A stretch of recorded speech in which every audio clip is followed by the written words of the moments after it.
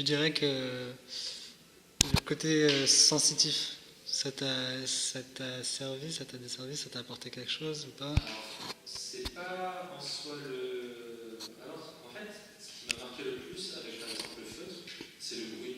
Mm.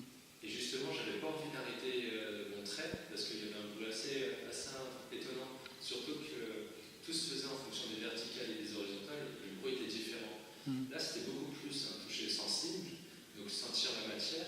Et du coup, je ne savais pas comment vraiment le décrire, ma réaction à chaud au fait d'utiliser ma main. En fait, comme j'ai pas cette habitude d'expérimenter, je me rassure par des formes dont j'ai l'habitude d'utiliser, comme les formes géométriques.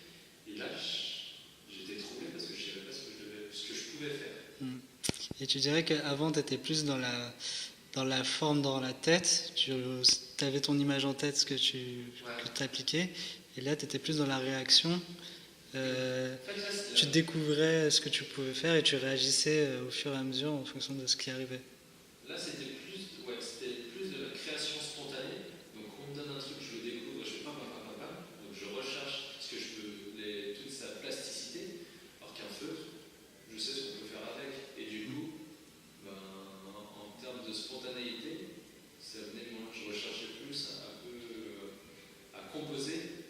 Alors que là, c'était presque de l'art brut, quoi. Mm. Alors qu'avec le feutre, c'est bon, ok, je sais que je suis limité par un trait, je peux faire quoi avec un trait? J'ai pris un peu de temps, je fais ok, je fais ça. Ah, mais avec un trait, on peut faire. Enfin, avec un stylo, on peut aussi faire des comptes. Et là, en fait, mon trait il est irrégulier,